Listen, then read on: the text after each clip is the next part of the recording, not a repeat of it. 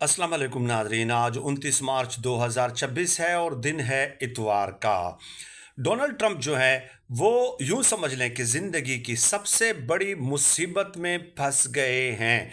इसलिए आप देख लें कि आज ये खबरें इस्लामाबाद से आ रही हैं कि मिस्र के, तुर्की के 3 ममालिक के जो वज़राए ख़ारजा हैं वो पाकिस्तान तशरीफ़ लाए हैं।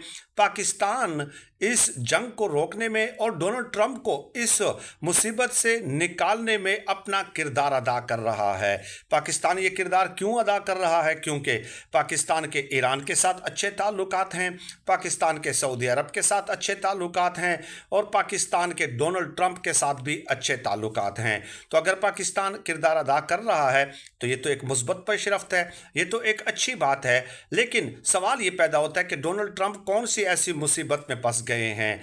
डोनाल्ड ट्रंप, मैं आपको बता देता हूं कि अभी हालिया ताज़ा तरीन सर्वे आया है और उस सर्वे के मुताबिक डोनाल्ड ट्रंप की मकबूलियत में 59% जो है वो कमी आ गई है।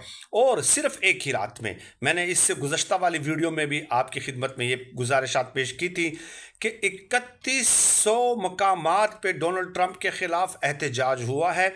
90 लाख अमरीकियों ने उसमें हिस्सा लिया है। 90 लाख, 90 लाख, कुछ लोग 70 लाख कह रहे हैं, लेकिन मैं खुद अमेरिका के जो वहाँ पे जर्नलिस्ट हैं उनका डाटा जो है वो आपके साथ शेयर कर रहा हूँ।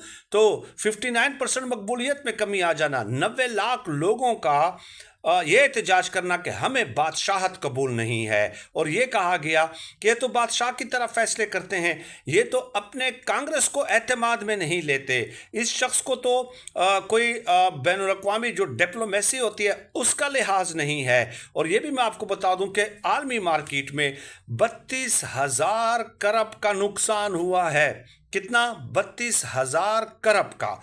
और सिर्फ पहले दिन अमेरिका को 12 अरब डॉलर का नुकसान हुआ था, पहले दिन। अब इन 32,000 करोड़ जो है उसमें कितना नुकसान अमेरिका का हुआ है इसका कोई हालिया जो है डाटा हमारे पास मौजूद नहीं है, लेकिन वो भी आ जाएगा।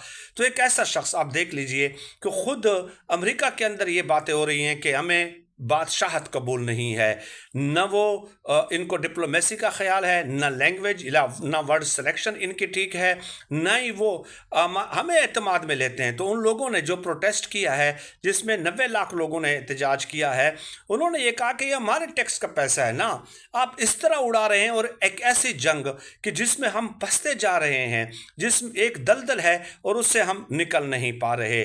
तो ये है बहुत बड़ी मुसीबत डोनाल्ड ट्रंप के लिए।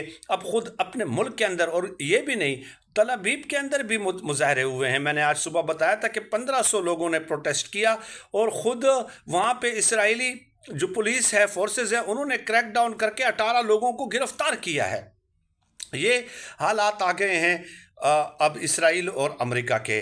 तो इमरान रियाज साहब ने एक बड़ी प्यारी बात कही थी। उन्होंने कहा था कि इसराइल के पास ये आखिरी मौका है ईरान को ख़त्म करने का, क्योंकि उसके बाद डोनाल्ड ट्रंप जैसा बेवकूफ़ सदर दोबारा इनको नहीं मिलना इसराइल को, जो इसराइल के कहने पे जंग में कूद जाए और फिर निकलने के बहाने ढूंढने लग जाए।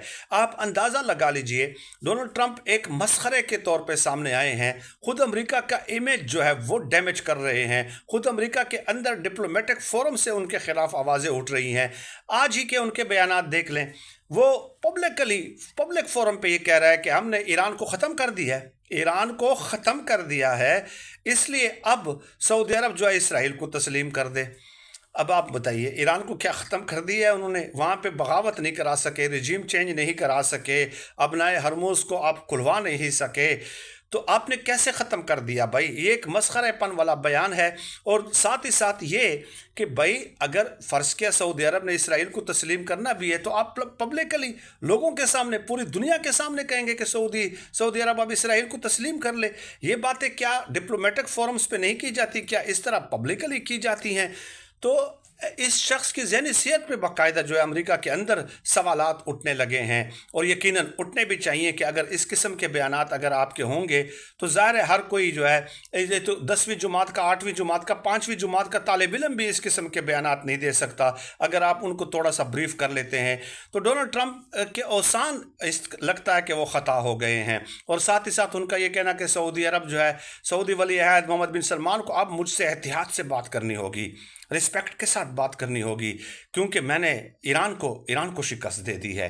اب ان بیانات کا کوئی سر پیر آپ جوڑ سکتے ہیں تو آپ مجھے بتائیے کہ دنیا کی سب سے بڑی سپر پاور کہلانے والا ملک جو ہے، اور ان کا پریزیڈنٹ اس قسم کے بیانات دے جس کا کوئی سر پیر نہ ہو اور جس کی کوئی تطبیق ممکن نہ ہو، مطلب خود ان کے ڈپلومیٹک فورمز جو ہیں وہ ان کے بیانات کی ایکسپلینیشن کرتے کرتے اب تھک گئے ہوں، تو ایسے شخص جو ہے ڈونلڈ ٹرمپ جو ہے واقعتاً ان کے بیانات دیکھ کر اور یہ پوری پکچر جو میں نے آپ کے سامنے پیش کر دی ہے، یہ سب کچھ دیکھتے ہوئے یہ کہا جا سکتا ہے کہ بڑی مصیبت میں وہ پھنس گئے ہیں، اور پاکستان ان کو سوٹ کرتا ہے ظاہر ہے، اس لیے وہ پاکستان سے انہوں نے ہیلپ مانگی ہوگی، وہ چاہتا ہوگا کہ کسی نہ کسی طرح ان کو ایک اسکیپ مل جائے، کوئی باعزت واپسی کا راستہ ان کو مل جائے۔ نو لیٹ اس سی، کیونکہ ایران نے تو آج بھی بیان دیا ہے کہ بھائی ہم جو ہے اپنی شرائط پہ اب جنگ ختم کریں گے، آپ کی شرطیں آپ اپنے پاس رکھیں، روز روز کی یہ ڈرامے بازیاں جو ہے اب چلنے والی نہیں ہیں، آپ ہر دوسرے تیسرے سال کوئی نہ کوئی بہانہ بنا کر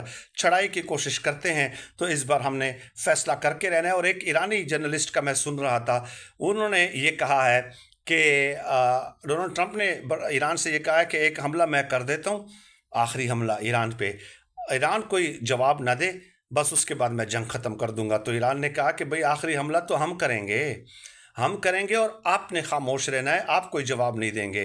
یہ کیا بات ہوئی کہ آپ حملہ کریں گے اور ہم خاموش رہیں گے اور آپ جنگ ختم کر دیں گے؟ ہم تو یہ کہہ رہے ہیں کہ اس بار جنگ ختم نہ کریں تاکہ دودھ کا دودھ اور پانی کا پانی ہو جائے، تاکہ تخت یا تختہ ہو جائے۔ بہت شکریہ۔